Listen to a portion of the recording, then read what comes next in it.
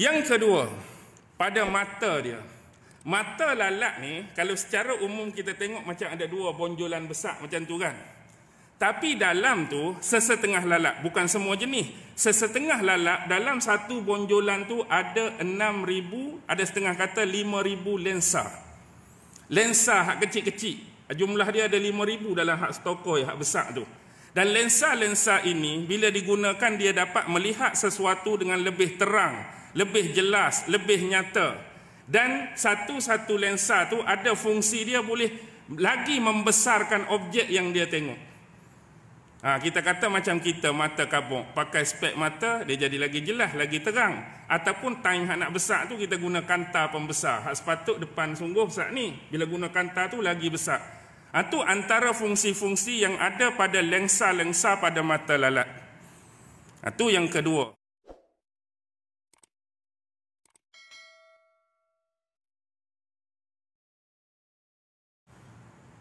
A'udzu billahi minasy syaithanir rajim. Bismillahirrahmanirrahim. Assalamualaikum warahmatullahi wabarakatuh. Alhamdulillahi rabbil alamin. Wa bihi nasta'in ala umurid dunya waddin. والصلاة والسلام على أشرف الأنبياء والمرسلين وعلى آله وصحبه أجمعين. سبحانك لا علم لنا إلا ما علمتنا إنك أنت العليم الحكيم. قال رب اشرح لي صدري ويسر لي أمري واحلل عقدة من لساني يفقه قولي. اللهم يسر ولا تعسر. اللهم صل على سيدنا محمد وعلى آله وصحبه وسلم. ولا حول ولا قوة إلا بالله العلي العظيم. أما بعد. Alhamdulillah, syukur kehadrat Allah subhanahu wa ta'ala, kerana dengan limpah kurnia, rahmat, kasih sayang dan inayah daripada Allah subhanahu wa ta'ala, alhamdulillah, pada malam ini kita sekali lagi sama-sama ditempatkan oleh Allah subhanahu wa ta'ala pada sebaik-baik tempat. Mudah-mudahan di akhirat kelak jua kita memohon kepada Allah agar juga ditempatkan pada sebaik-baik tempat, insya-Allah. Tuan-tuan, puan-puan, hadirin hadirat, muslimin muslimat yang dirahmati sekalian, berbekalkan masa yang ada, marilah sama-sama kita membaca, merenung, menghayati dan mentadabbur dua potong ayat yang difirmankan oleh Allah subhanahu wa ta'ala di dalam surah yang ke-22 di dalam Al-Quran, merujuk surah Al-Hajj ayat 73 dan 74, yang mana Allah subhanahu wa ta'ala berfirman, A'udzu billahi minasy syaithanir rajim. يا أيها الناس ضرب مثل فاستمعوا له إن الذين تدعون من دون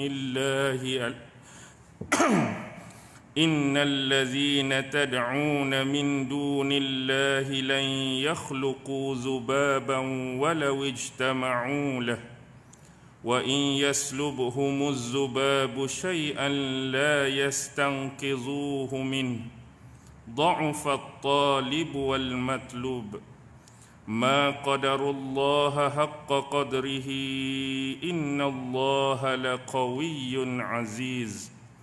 Surah Al-Hajj 73 dan 74. Di dalam ayat yang pertama, Allah subhanahu wa ta'ala berfirman, wahai manusia, dibawakan kepada kamu ataupun dicontohkan kepada kamu masalun, satu perumpamaan, fastami'u lah, maka hendaklah engkau mendengar perumpamaan tersebut. Innal ladzina tad'una min dunillahi lan yakhluqu dzubaban walau ijtama'u lah.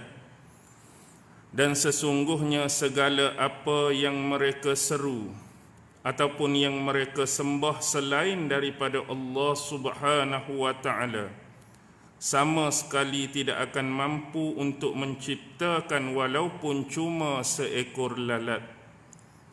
Dan kalaulah mereka itu berhimpun, bersepakat, berkumpul untuk menciptakan hanya cuma walau seekor lalat, nescaya mereka tidak akan mampu untuk melakukannya. Wa in yaslubhumuz zubabu syai'an la yastankizuhu min. Dan kalaulah sekiranya lalat tersebut merampas sesuatu daripada mereka, nescaya mereka tidak akan mampu untuk merebutnya kembali. Dha'fat talib wal matlub, amat lemahlah yang menyembah dan amat lemahlah yang disembah. Ma qadarullaha haqqa qadrih, dan sesungguhnya mereka itu tidak mengenal Allah dengan sebenar-benar pengenalan. Innallaha laqawiyyun aziz, sesungguhnya Allah itu adalah zat yang maha kuat lagi maha perkasa. Baik, pada ayat yang pertama Allah berfirman, ya ayyuhan nas, wahai sekalian manusia. Ayat ini sebenarnya adalah menyoroti dua perkara yang ingin diberitakan dan dikhabarkan oleh Allah Subhanahu wa taala di dalam ayat ini. Apa dia dua benda dan dua perkara tersebut? Yang pertama, Allah nak memberitakan tentang kehinaan berhala-berhala yang disembah oleh mereka. Yakni oleh siapa? Oleh orang-orang kafir maupun orang-orang musyrik. Pertama, Allah nak tonjolkan penghinaan kepada berhala-berhala yang mereka sembah. Yang kedua yang Allah nak tonjolkan ialah bentuk ketidakwarasan akal bagi penyembah-penyembah berhala tersebut. Dengan kata lain, Allah Subhanahu wa taala lah yang mengurniakan akal yang waras kepada mereka supaya mampu memikirkan mana yang baik, mana yang buruk, mana yang betul, mana yang salah, mana yang hak, mana yang batil. Tetapi mereka tidak menggunakan akal fikiran yang Allah bagi itu untuk mencari jalan kebenaran yang Allah nak tunjukkan pada mereka. Tetapi jalan yang mereka ambil ialah melakukan kesyirikan dan mempersekutukan Allah melalui cara apa? Melakukan penyembahan kepada berhala-berhala dan patung tersebut. Jadi ingat, poin ayat ni ialah penghinaan terhadap berhala-berhala, dan yang kedua ketidakwarasan akal penyembah-penyembah berhala. Jadi bila Allah mengkhitabkan ya ayyuhan nas, ayat ini ditujukan kepada sekalian manusia, termasuk kita semua. Dalam ayat ini juga menunjukkan Allah Subhanahu wa taala sedang mengajak kita semua selaku manusia, hamba-hamba ciptaannya, supaya beriman kepada Allah dan mentauhidkannya. Jadi hari ini kita perlu ambil berat, ambil perhatian. Kita bukan sahaja sebagai umat Islam dituntut supaya mengimani apa saja yang berkaitan dengan Allah. Beriman dengan zat Allah, beriman dengan nama-nama Allah, beriman dengan sifat-sifat Allah, beriman dengan perbuatan-perbuatan Allah. Dan satu lagi, dia akan dikukuhkan dengan mentauhidkan Allah. Apa akan jadi kalau sekadar mengimani semata-mata dan kita membuang dan menafikan konsep mentauhidkan tadi? Maka dia akan jadi tergelincir dan terbabas. Sama seperti konsep ataupun akidah yang dipegang oleh golongan Nasrani. Kalau ditanyakan kepada golongan Nasrani, mereka percaya atau tidak kepada Allah? Ya, mereka percaya. Beriman atau tidak beriman, tetapi bagaimana dengan konsep akidah mereka? Adakah tauhid ataupun trinity? Mereka berpegang dengan akidah trinity, 3 dalam 1 tu. Dalam tu ada Allah, dalam tu ada Holy apa? Dia sebut Holy Ghost kan, Ruhul Kudus, dan satu lagi Nabi Allah Isa alaihi salam. Tapi konteks keimanan pada Allah adakah tak ada? Ada, tetapi cara mengimani Allah tu bukan dalam bentuk tauhid, juga boleh tersasar daripada jalan yang sebenar. Baik, Allah juga mengajak kita supaya mengikuti setiap syariat dan seruannya. Tetapi Allah, dia suruh ikut dia bukanlah secara terus atau langsung.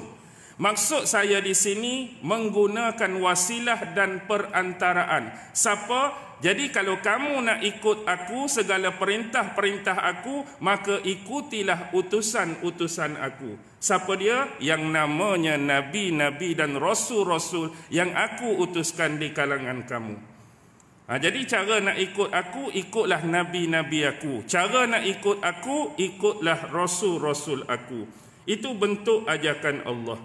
Jadi di sini duriba masalun, telah dibawakan, diberikan, dicontohkan masalun, satu perumpamaan. Fastami'ulah, maka dengarlah baik-baik akan perumpamaan tersebut. Di sini Allah menggunakan kalimah duriba, walaupun diterjemahkan dibawa, diberi, dicontohkan satu misal. Tapi kalau kita tengok kosa kata bahasa Arab yang sebenar, daraba ni maksud dia apa? Daraba ni pukul ataupun hentak ataupun hentam. Tetapi diberikan penterjemahan, dibawa, dicontohkan satu misal. Inilah seninya balaghah Al-Quran, ijaznya ayat-ayat Al-Quran. Duriba dengan kata dipukul ini sebenarnya untuk memberikan penekanan terhadap apa yang ingin Allah sampaikan. Memberikan penekanan terhadap apa yang Allah ingin khabarkan. Dengan kata lain, ambil perkara ini dengan penting, berat dan serius. Bukan main-main. Contoh, kalau kita tengok filem-filem dulu, 80-an, 90-an, terutama lakonan Allahyarham Husin Abu Hassan kan. Husin Abu Hassan ni dia punya reaction dalam filem, kalau dia nak bercakap tu secara serius, dia tak duduk berdiri tegak macam ni. Satu kaki dia belah kiri ni macam biasa, satu lagi dia akan sandak kat apa-apa, atas bangku ke, atas meja ke, nak menunjukkan keseriusan dia nak cakap apa-apa benda tu. Hang dengar sini baik-baik, dia punya action. Tu bila orang bersuara dengan reaction sedemikian, orang akan buat muka bodoh ke orang akan ambil perhatian? Reaction dia saja tu orang akan tumpu dan ambil perhatian. Tu dia tak buat apa-apa pada lawan dia. Bayangkan bila Allah guna duriba di sini, seolah-olah kawan tu mari pang tampak dengan kuat sebiji, ataupun pang atas kepala, baru dia cakap, hang dengar sini elok-elok. Agak-agak kena penampak dah, kena pukul dah, hang dengar sini elok-elok, boleh tak orang tu muka lagu ni lagi? Hang nak cakap apa kat aku? Tak ada dah muka lagu tu.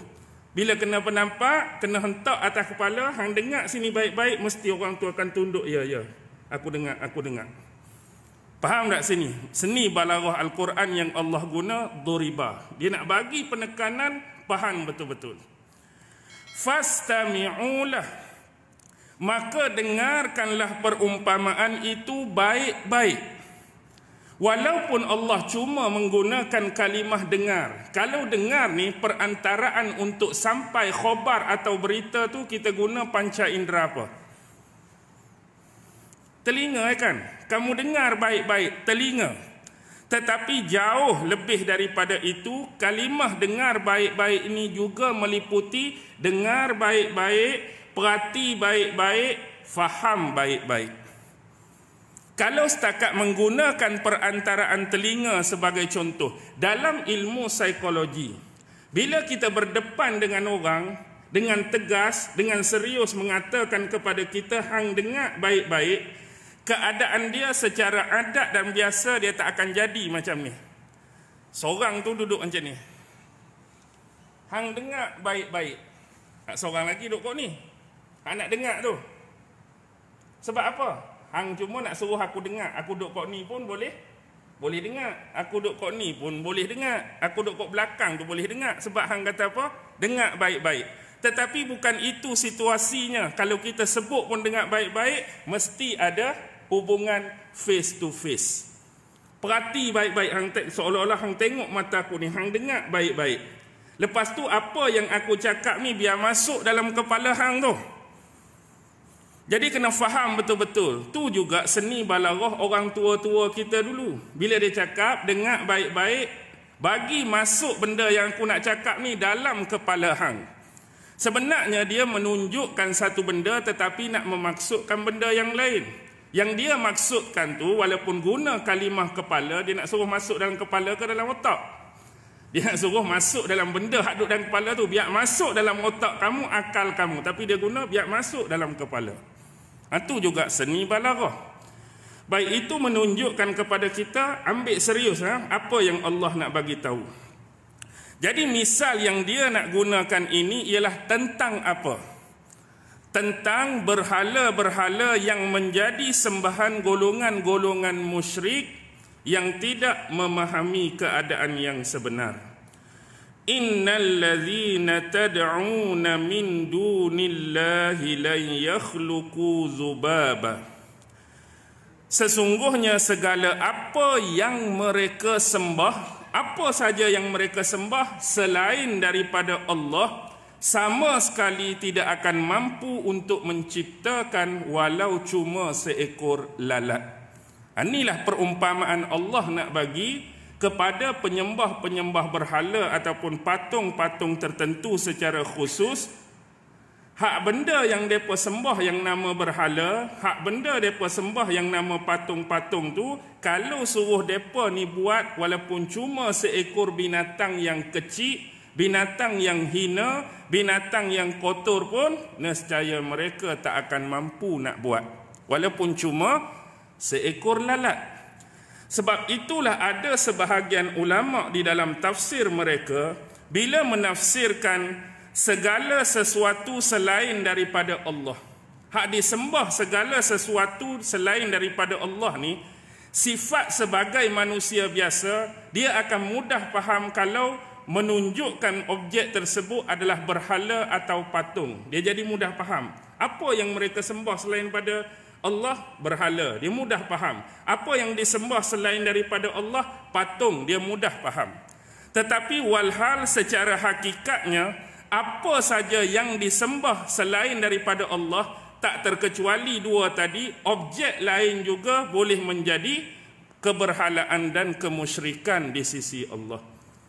Dalam ayat-ayat Al-Quran, banyak sejarah menceritakan golongan-golongan musyrik. Hak manusia buat perangai atas muka bumi ni, ada yang menyembah matahari, ada yang menyembah bulan, ada yang menyembah bintang-bintang, ada yang menyembah tumbuhan-tumbuhan dan pokok tertentu, ada yang menyembah batu-batu, ada yang menyembah objek tu, objek ni hak selain daripada Allah tu. Jadi kalau kita tidak memakai keluasan pemaknaan selain daripada Allah, apa akan jadi?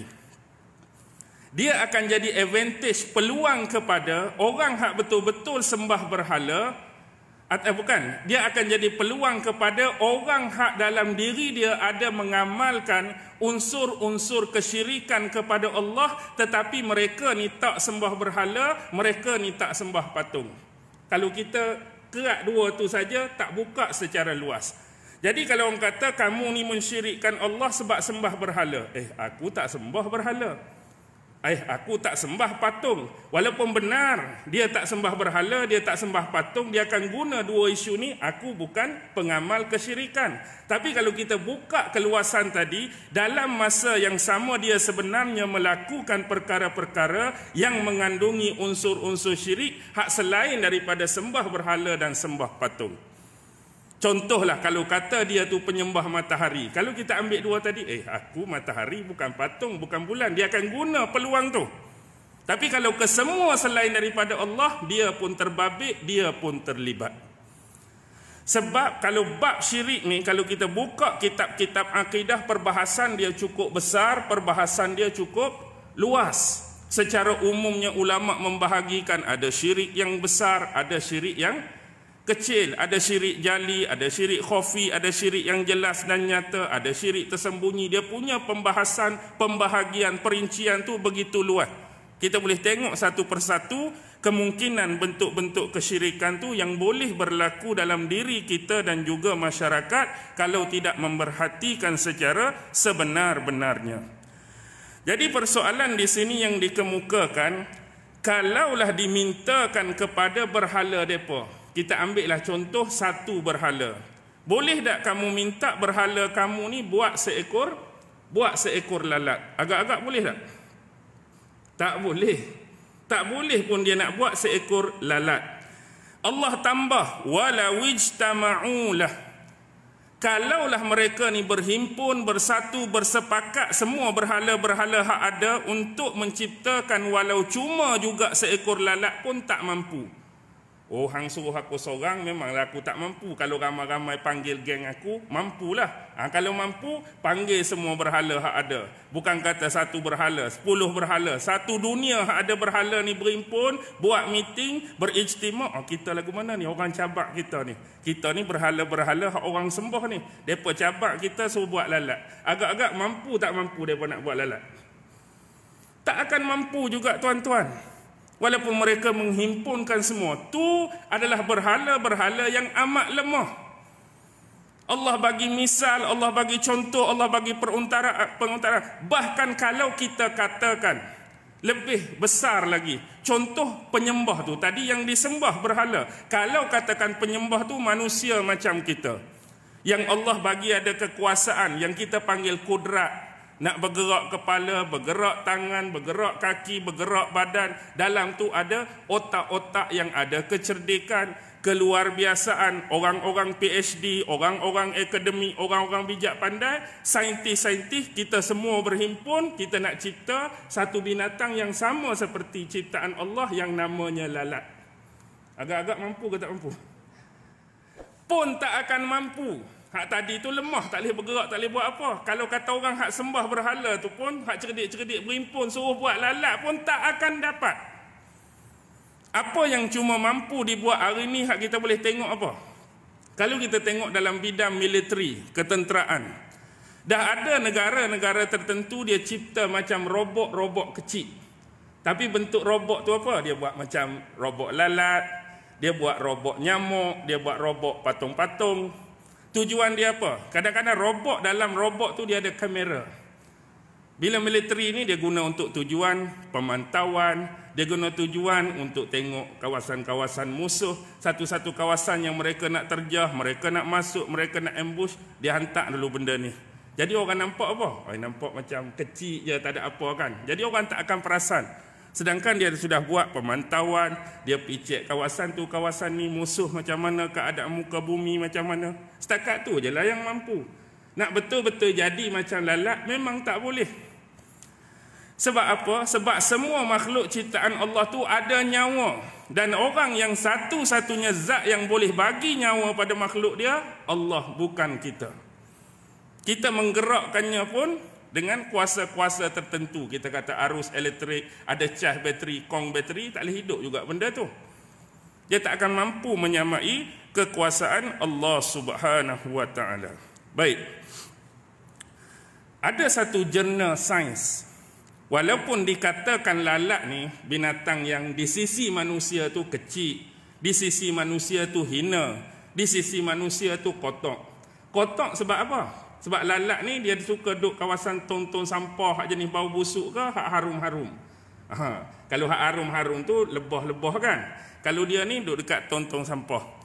Dalam jurnal tersebut ada menyenaraikan keistimewaan-keistimewaan lalat. Dan ini kita tak boleh nafi. Setiap makhluk ciptaan Allah, nama dia haiwan ke binatang, pasti ada keistimewaan dan tugas dia.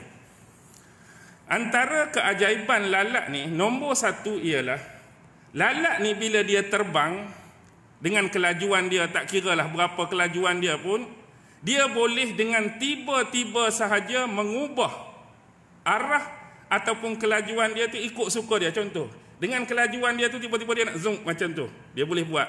Dengan laju dia zoom, dia nak kok bawah, boleh. Kok ni pun boleh, kok ni pun boleh. Binatang lain pun ada juga boleh buat macam tu. Tetapi kelebihan lalat, dia boleh mengubah kedudukan dia tu, kona kanan, kona kiri tu, tanpa sedikit pun mengurangi tahap kelajuan dia. Maksudnya contohlah kita kata dengan kilometer tertentu. Contoh 20 km sejam, dia kona pun 20 km. Naik pun 20 km. Macam kita, Alphard kita, Wildfire kita, naik 200 jalan straight, tapi time nak kona U-turn, dia jadi berapa? Time nak kona U-turn, 200 jadi 20 dah lah. 20 dah. Cuba try 200 U-turn juga. Apa jadi kat Wildfire kita? Melambung dalam rumah orang lah. Hak straight pun 200, hak U-turn pun 200. Tapi dia cap tanpa mengurangi kepantasan dan kelajuan dia. Tu hebat dia. Satu. Yang kedua, pada mata dia. Mata lalat ni, kalau secara umum kita tengok macam ada dua bonjolan besar macam tu kan. Tapi dalam tu, sesetengah lalat, bukan semua jenis. Sesetengah lalat, dalam satu bonjolan tu ada 6,000, ada setengah kata 5,000 lensa. Lensa hak kecil-kecil. Jumlah dia ada 5,000 dalam hak stokoi, hak besar tu. Dan lensa-lensa ini, bila digunakan, dia dapat melihat sesuatu dengan lebih terang, lebih jelas, lebih nyata. Dan satu-satu lensa tu ada fungsi dia boleh lagi membesarkan objek yang dia tengok. Kita kata macam kita mata kabuk, pakai spek mata, dia jadi lagi jelas, lagi terang. Ataupun time hak nak besar tu kita guna kanta pembesar. Hak sepatut depan sungguh besar ni, bila guna kanta tu lagi besar. Itu antara fungsi-fungsi yang ada pada lensa-lensa pada mata lalat. Itu yang kedua, ringkas-ringkas. Yang ketiga, dia punya pam belalai dia. Sebab lalat tu kecil, kalau kita guna alat pembesar tu, dia ada macam belalai, pam, untuk sedut makanan. Dan makhluk-makhluk atau haiwan ciptaan Allah ni biasa, mereka mencerna makanan dalam mulut ataupun tubuh mereka. Bila mereka makan, makanan tu dicerna mulut atau badan. Tapi lalat ni dia cerna luar lagi. Macam mana cara dia? Contoh, dia akan terbang. Kalau dia jumpa satu makanan, dia akan pi depan makanan tu, dia akan muntahkan satu cecairan khas. Daripada belalai dia tu ada cecair pada makanan tu. Jadi kalau sifat makanan tu keras ke kental ke, cecair tu akan buat dia jadi sesuai dengan untuk dia sedut nanti. Asalnya keras, asalnya mungkin kental. Tapi bila kena cecair yang keluar daripada belalai dia tu, dalam istilah sains, belalai dia ni disebut prosmosis. Jadi bila makanan tu dah jadi lembik ke, apa kita kata lemah sikit, maka dia akan pun sedut melalui belalai dia tadi. Jadi dia cernakan benda tu di luar, baru dia sedut masuk. Itu antara yang disebutkan oleh ahli-ahli sains mengenai keistimewaan lalat, walaupun kita nampak kecil, hina dan sebagainya. Itu ilmu tambahan lah. Baik. Wa in yaslubuhumuz zubabu syai'an la yastankizuhu min. Dan Allah tambah lagi perumpamaan dia. Kalaulah sekiranya lalat hak kecil dan hina tadi merampas sesuatu daripada berhala tu. Merampas sesuatu daripada berhala tu, la yastankizuhu min. Nescaya berhala tersebut tidak akan mampu untuk merebutnya kembali. Contohlah kita kata, ada atas kepala berhala tu satu benda. Mari lalat. Pak. Lalat tu pun ambil, bawa lari. Berhala tu boleh rampas balik tak? Berhala tu boleh rampas balik tak? Apa yang lalat ambil daripada dia tak kira lah. Tempat mana-mana pun lalat pi hingga ambil buat lari. Apa yang berhala tu boleh buat? Dia tak akan mampu nak merebutnya kembali. Ini adalah salah satu masal, perumpamaan yang cukup mudah nak bagi faham. Allah sedang menyindir, menyinis dan menghinakan berhala-berhala yang lemah ni. Dia bukan kata, kalau nak kata lalat ni, kita orang hak hidup pun tak ada nak tangkap balik. Kalau dia rampas sesuatu daripada kita, hak hidup ni, hak boleh bergerak, hak boleh kejap. Lalat ni, ambil makanan aku nak hambat sungguh-sungguh. Tu pun belum tentu dan lagi. Ni bayangkan berhala hak kaku, hak tak boleh nak buat apa, lalat rampas. Lagilah tak boleh nak buat apa. Tu hak tang nak kejar. Bukan kata tu kita bayangkan berhala macam ni. Berhala ni, kalau kata lalat mari, pap, sini. Contoh dia nak tampak lah. Lalat ni, nak tampak macam tu. Bukan kata nak tampak. Pap dia nak bergerak sikit macam ni pun tak mampu. Pap macam ni pun tak mampu. Pap macam ni pun tak mampu. Pap macam ni pun tak mampu. 4 pergerakan saja diperlukan untuk tampak atau halau lalat tu. Sap, sap, sap. Bukan kata 4-4 tu, dia nak buat pak bergedik sikit, dia punya bau ni pun tak dapat. Apatah lagi nak tampak lalat. Kalau lalat mari duduk kat hidung, tak boleh nak bergerak ni, sekurang-kurang aku boleh tiup kuat atas kan, nak suruh lalat lari. Boleh tak? Tak boleh. Tak boleh nak buat fuf lalat ni. Celaka lalat ni duk main kat hidung pula. Tak boleh. Ataupun nak bergerak kuih sikit kan, macam kita pak lalat duduk sini, kita buat macam tu, kita buat bergerak tu, nak suruh lalat tu pi. Tak boleh juga dia nak buat macam ni pun tak boleh. Nak habatnya lemah sungguh-sungguh. Apatah lagi dia nak kejar benda-benda tersebut. Kalau tuan-tuan perhati macam ni lah mudah.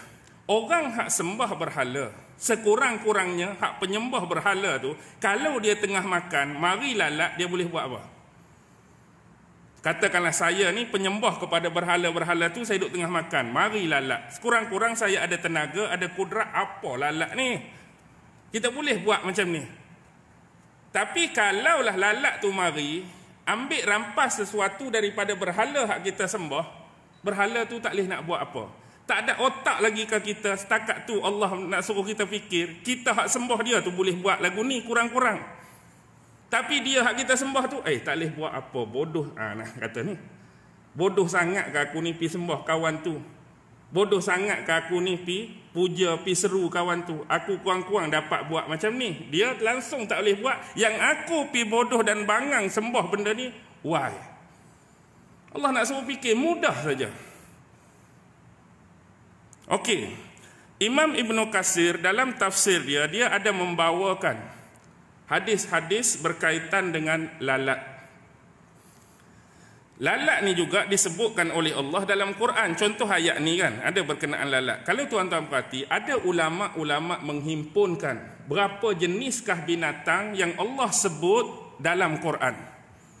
Ulama menghimpunkan ada 21 jenis binatang yang Allah rakamkan nama binatang ni dalam Quran.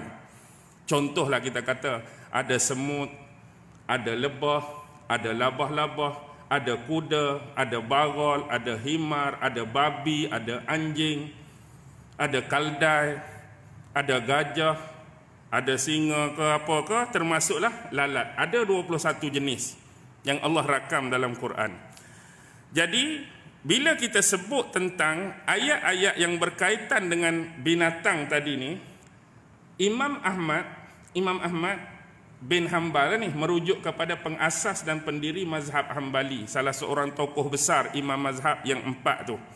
Imam Ahmad mengatakan, telah menceritakan kepada kami Aswad bin Amir, telah menceritakan kepada kami Syarik dari Umarah bin Al-Qa'qa', dari Abu Zur'ah, dari Abu Hurairah secara marfu'. Itu dia punya sanad. Rasulullah sallallahu alaihi wasallam sebut apa? Siapakah yang lebih zalim dari seseorang yang sengaja menciptakan sesuatu yang sama seperti ciptaanku? Maka hendaklah dia menciptakan sama seperti ciptaanku. Dia sebut 3 benda. Try kalau nak cipta sama macam aku. Pertama ialah zarrah, yang kedua zubabah, yang ketiga habbah. Pertama, Allah cabar suruh cipta apa? Zarrah. Zarrah ni apa? Kita sebut faman ya'mal mithqala dzarratin syarran ka khairan yarah tu, zarrah, satu biji yang cukup kecil. Zarrah ni kalau dalam istilah kita sebut atom, kita sebut molekul, sesuatu yang tidak ada nilai. Bila saya kata satu yang tak ada nilai, bukan dia tak ada harga. Dia beza. Nilai yang saya nak maksudkan bukan dia tu tak ada harga. Bila dia tu makhluk ciptaan Allah, dia tetap ada harga dan keistimewaan. Maksud tak ada nilai ni macam ni. Kalau ambil zarah tu sebiji, ambil kilogram kita, letak benda tu, dia tak naik sikit pun. Abang Hussein satu zarah, Abang Hussein kilo, Abang Hussein tu 5 kilo naik walaupun satu zarah. Tak, maksud saya tak bernilai tadi bukan tak ada harga. Tak bernilai tadi tak boleh nak buat nilai, nol. Bubuh satu zarah tu tak berganjak sikit pun meter kita tu. Tak ada nilai, tak boleh nak buat nilai dia tu. Maksudnya kecil sangat. Kalau nak sangat, buat benda tu. Satu je. Mampu ke tak mampu? Tak mampu. Yang kedua, zubabah. Zubabah, zubab lah. Lalat. Buat lalat. Kecil juga. Tak boleh juga. Habbah. Satu biji benih. Tak kira lah biji benih apa tu. Biji benih hak kita ni, biji sawi ke biji sayur tu, sayur ni pun, cuba buat satu biji. Juga tak akan mampu. Selain Imam Ahmad, Imam Ibn Katsir bawa satu lagi riwayat daripada Asy-Syaikhan. Syaikhan dalam ilmu hadis merujuk kepada Imam Bukhari dan Imam Muslim melalui jalur periwayatan yang sama. Daripada Umarah bin Qa'qa', daripada Abu Zur'ah, daripada Abu Hurairah. Rasulullah kata apa? Bukhari Muslim, hadis sahih. Wa man azlamu mimman zahaba yakhluqu ka khalqi falyakhluqu zarratan falyakhluqu syu'airatan. Sama juga lebih kurang makna dia, siapakah yang lebih zalim dari seseorang yang sengaja menciptakan sesuatu sama seperti ciptaanku, maka hendaklah dia menciptakan falyakhluqu zarrah. Zarrah juga. Satu lagi syu'airatan. Syu'airah, belajar ilmu saraf, tasrif ni atas wazan apa? Wazan tasghir kan? Tasghir. Benda tu sebenarnya syair. Syair tu satu biji gandum. Bila syu'airatan, biji gandum hak paling kecil. Cuba try buat. Tak boleh buat. Tak boleh buat. Cabaran daripada Allah Subhanahu wa ta'ala. Baik. Dha'ufat talibu wal matlub. Amat lemahlah yang menyembah dan amat lemahlah yang disembah. Hak penyembah tu pun lemah, yang disembah tu pun lemah. Tapi dalam bab ini ada dua khilaf, perbahasan daripada ulama, apakah maksud at-talib, apakah maksud al-matlub. Imam Ibnu Abbas, sahabat Rasulullah dan sepupu Rasulullah sallallahu alaihi wasallam, dia kata at-talib tu berhala, wal matlub tu lalat. At-talib berhala, wal matlub lalat. Dan ini jugalah pandangan dan pendapat yang dipegang oleh Al-Imam Ibnu Jarir At-Tabari, tokoh tafsir period mutaqaddimin yang kita sebut Imam Tabari itu. Tafsir Tabari, dia juga mengambil pegangan Ibnu Abbas atas dasar condition zahir ayat tu, konteks ayat tu. Tetapi Imam As-Suddi dan imam-imam yang lain mengatakan at-talib tu merujuk kepada penyembah berhala, wal matlub tu merujuk kepada berhala yang disembah. Dan inilah qaul jumhur ulama. Penyembah dan yang disembah dua-dua amat lemah sekali. Baik. At-talib Allah gunakan, wal matlub. Indahnya seni bahasa Al-Quran ni, walaupun at-talib wal matlub, tapi terjemahan dia penyembah dan yang disembah. Kalau kita nak bagi dekat dengan bahasa Arab, patut kena guna kalimah al-abid wal ma'bud. Kan kalau kita kata abid apa dia? Penyembah, wal ma'bud yang disembah. Tapi Allah guna at-talib. Indahnya at-talib apa maksud dia? Kita selalu sebut talibul ilmi. Talibul ilmi apa maksud dia? Penuntut ilmu. Penuntut ilmu, pelajar. Talib dalam bahasa Arab penuntut, orang yang menuntut, orang yang meminta. Tengok indahnya seni bahasa Al-Quran. Allah guna talib kepada penyembah tadi. Termasuk kita semua sebenarnya. Unsur yang Allah jadikan kita sebagai manusia ni ada sifat kekurangan dan kelemahan dia. Bila manusia ciptaan Allah ni dia sedar diri dia ni kurang, dia ni lemah, jadi dia perlu ada sifat menuntut sesuatu, meminta sesuatu daripada zat yang lebih agung daripada dia. Faham maksud tu? Jadi contoh kita kata, kita ni adalah manusia yang bersifat fakir dan miskin. Fakir tu kelemahan dan kekurangan, miskin pun kelemahan dan kekurangan. Bila itu sifat kita, maka kita ni suka nak menuntut ataupun meminta daripada zat yang maha kaya. Bila kita ni selalu sakit kepala, sakit badan, selalu sakit-sakit, itu sifat kelemahan dan kekurangan, maka kita akan meminta kepada zat yang maha menyembuhkan. Kalau kita ni selalu ada kesempitan hidup, kita akan minta dan menuntut kepada zat yang maha luas pemberian rezekinya. Kalau kita ni maha jahil, maha tak tahu apa, kita akan minta kepada yang lebih maha berilmu, maha alim. Jadi itulah sifat dan kekurangan manusia. Siapa-siapa pun dia akan bersifat at-talib. Dia akan menuntut sesuatu, minta sesuatu daripada yang lebih hebat, lebih besar dan lebih agung daripada dia. Hak ni yang jadi masalahnya, dia pi minta dengan siapa? Sepatutnya kita minta dengan hak tadilah, hak lebih. Yang jadi masalahnya Allah kata amat lemah jugalah yang disembah tu, yang dituntut tu. Tolonglah bagi aku macam ni. Dia minta depan kawan tu. Tolonglah aku hak sakit jadi sihat, hak miskin jadi kaya, hak jahil jadi alim. Dia bukan minta kat Allah, dia pergi minta depan patung berhala. Patung tu pula tak boleh nak buat apa. Jadi dua-dua lemah. Hak at-talib pun lemah, yang dituntut tu pun lemah. Faham betul-betul? Okey. Pasal apa yang jadi lagu ni?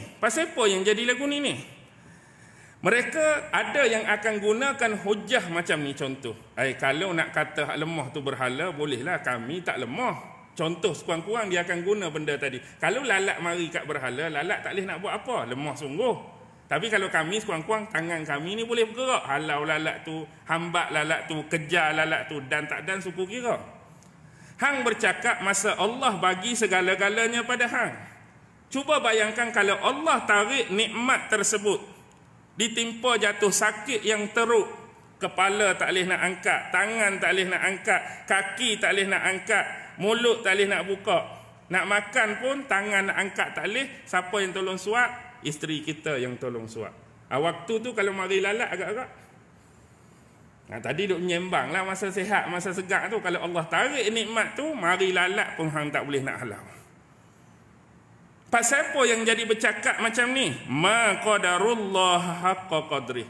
Kerana sesungguhnya mereka tidak mengenal Allah dengan sebenar-benar pengenalan. Tak tahu tentang Allah dengan sebenar-benar pengetahuan. Sebab itulah kita ni ilmu pertama fardu ain bab akidah, bab tauhid.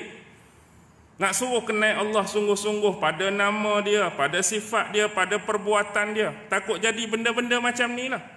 Ni benda hak lekeh dan mudah. Hak lekeh dan mudah. Kenapa? Menggunakan akal ni bukan pada jalan yang sebenar, pi sembah berhala-berhala yang kamu sendiri ciptakan. Kalau secara logik lah suruh kamu fikir, kamu sembah benda ni datang daripada mana? Siapa buat dia? Akulah yang buat. Tak kebodoh ke kamu? Kamu buat dia, kamu ukir dia, kamu create dia, kamu pi sembah. Patut nak bagi lebih hebat, lebih tu, kamu yang kena sembah. Maksudnya biar kalau lagu ni hebat lah, walaupun tu pun salah. Contoh aku buat berhala banyak-banyak, aku bukan nak sembah, tapi aku nak suruh berhala aku buat ni sembah aku. Tu lagi hebat sikit. Orang lain dia buat berhala, dia sembah aku. Dah aku nak suruh berhala ni sembah aku. Patut lagu tu lagi hebat, walaupun ni pun salah. Nak abadnya. Tapi kita pi sembah dia tu, aduh. Tak tahulah nak kata ni lah, orang tua kata otak duduk di kepala lutut ni kan. Otak tak duduk sini, duduk di kepala lutut. Ni lah. Innallaha laqawiyyun aziz. Sesungguhnya Allah itu zat yang maha kuat lagi maha perkasa. Baik. Sebelum kita berakhir isyak rakan, saya nak bawa satu benda. Saya terjumpa satu kitab lama, dah beli cuma duk belik-belik dalam rak tu, terjumpa satu kitab. Kitab tu adalah karangan Asy-Syahid Sayyid Qutb. Kenapa Asy-Syahid kat depan tu? Sebab dia mati di tali gantung di bawah pemerintahan kerajaan Mesir pada masa tu. Jadi Syahid Qutb ni dia ada kitab apa? Dia ada kitab tafsir dia yang tak kurang hebat, yang banyak ni bertebaran di pasaran bukan saja negara kita dan seluruh dunia. Tafsir dia ialah tafsir Fi Zilalil Quran, di bawah naungan cahaya Al-Quran. Jadi dia ada tulis satu buku, tajuk dia Taswirul Fanni fil Islam. Taswirul Fanni fil Quran, maaf salah. Taswirul Fanni, apa maksud dia? Gambaran kreativiti dan seni dalam ayat-ayat Al-Quran. Tujuan dia tulis buku ni ialah sebagai buku bantu untuk memahamkan kitab tafsir dia tu. Sebab dia orang sastrawan. Biasa kalau sastrawan menulis dan mengarang buku ni, kita kena berhati-hati. Istilah-istilah yang dia guna pun jenis bombastik, yang ayat tinggi-tinggi. Tapi kalau kita nak baca tu kurang memahami, dia buat satu buku tu sebagai buku bantu nak memahami tafsir Fi Zilalil Quran dia. Jadi apakah gambaran seni dan kreativiti? Macam ni dia sebut. Antara manhaj dan metod kita ni nak fahami Al-Quran, dia sama macam mukjizat. Macam mukjizat, ada mukjizat maknawi, ada mukjizat hissi. Mukjizat maknawi ni, maksud maknawi ni benda-benda yang hanya boleh ditangkap oleh benda-benda yang kita anggap abstrak. Akal saja mampu cerna, jiwa saja, hati saja, perasaan saja. Kalau yang hissi ni, yang panca indera kita yang 5 ni yang boleh tangkap. Contoh mukjizat maknawi macam Quran lah. Macam Quran. Kalau mukjizat hissi ni yang kita boleh tengok, yang pernah berlaku kepada Rasulullah. Maksudnya Rasulullah belah bulan, mata kita tengok. Keluar air daripada jari Rasulullah, mata kita boleh tengok. Tu mukjizat hissi. Mukjizat maknawi macam Quran kekal sampai hari kiamat. Mukjizat hissi dia akan pergi bersama kewafatan Rasulullah. Jadi dengan kata lain, lepas Rasulullah wafat, tak akan ada lagi mukjizat macam tu. Sebab apa? Tak ada orang boleh buat dah, kecuali Rasulullah. Baik, begitu juga manhaj dan metod kita nak faham Al-Quran, ada bentuk maknawi, ada bentuk hissi. Bentuk maknawi, bila kita baca, hayati dan tadabbur ayat Quran, dia bawa masuk pada akal. Dia bawa masuk pada jiwa, hati dan perasaan, supaya kita memahami ayat tu. Kita baca. Faham. Tu hissi.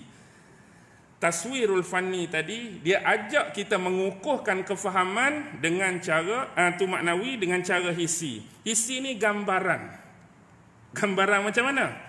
Macam yang Allah cerita tadi, kita boleh faham tak guna akal kita? Kita boleh faham kan perumpamaan tu? Allah kata suruh berhala tadi buat lalat. Kalau mereka tak mampu berimpun ramai-ramai, buat lalat. Juga tak boleh. Kalau lalat tu kita boleh faham benda tu dengan mudah.